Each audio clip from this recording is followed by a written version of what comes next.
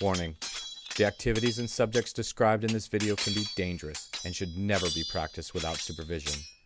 An adult should be present during every step of activity and construction, so don't do anything dumb, please. Medieval armor and combat can be dangerous, so be safe, train hard, and be knightly. Welcome to The Modern Medieval, the show that explores and explains medieval combat, arts and sciences, the concepts of chivalry, and how they apply to the modern day. I'm your host, Sir Gemini.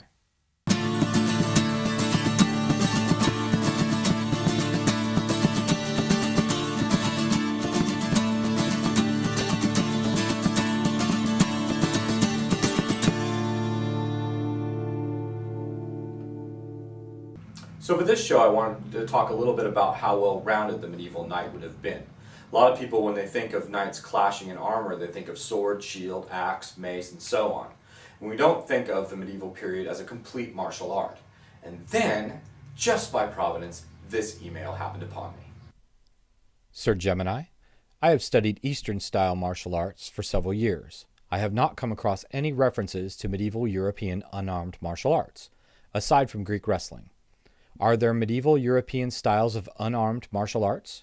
Your show rocketh verily. Robert. Verily, Robert, I say unto you, verily.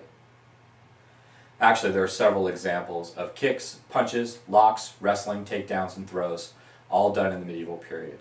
This is a really big subject, and so we're going to take it in segments. In this episode, I'd like to talk specifically about some examples of kicks being done by medieval martial artists.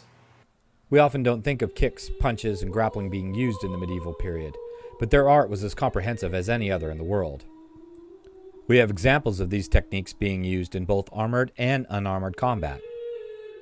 Most of the examples that we have of kicks being shown, the target is no higher than the abdomen. These techniques were used exactly like any other art in the world. Kicks were used to disarm, distract, or disable. In most of the examples we see, kicks were used directed to the groin or the knee and in combination with other technique.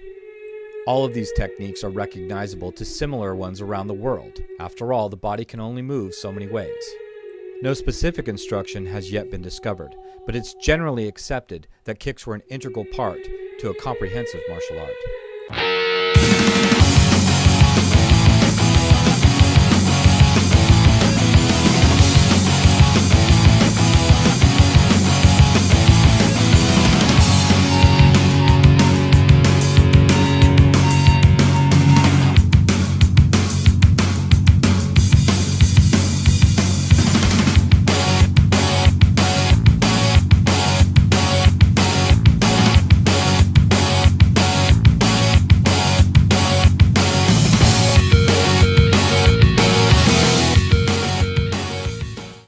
Here's some students from our school that are going to give some interpretations of these techniques. The first one is a front kick.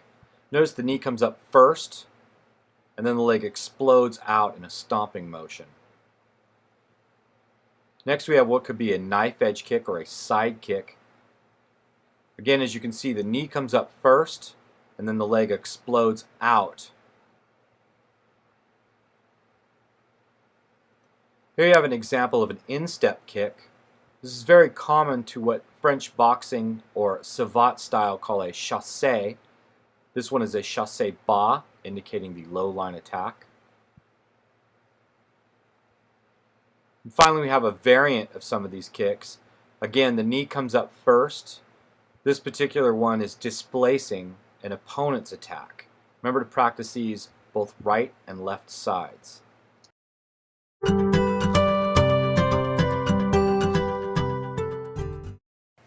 Here at our school, we have a pretty big library with books that consist of everything from actual medieval histories, armor, clothing, heraldry, and the like. And also we have a large selection of younger readers and children's books with medieval themes. Today I thought I'd give you a few examples of some of the ones we have that are our kids' favorites. One that our young ladies love to read is by Tamora Pierce, the protector of the Small Quartet series.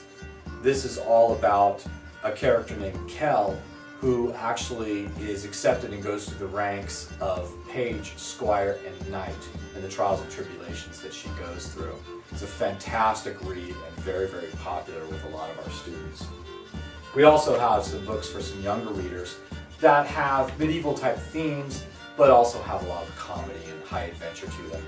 This one, The Viking, done by Christopher Tibbets, or Tibbets I should say, is a fantastic book and very popular with our students. Another one that's been around for a long while and is very popular with especially our really young students, is Dragon Slayer Academy.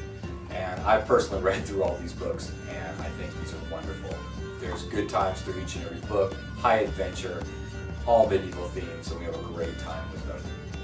My personal favorite right now is a book called Castle Diary, the Journal of Tobias Burgess, Page.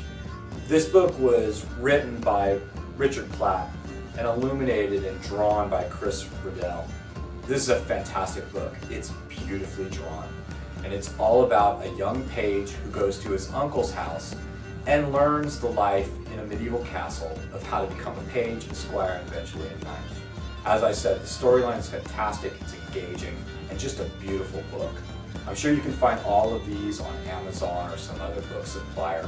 I highly recommend them for any young reader that is interested in the medieval period, high fantasy and adventure.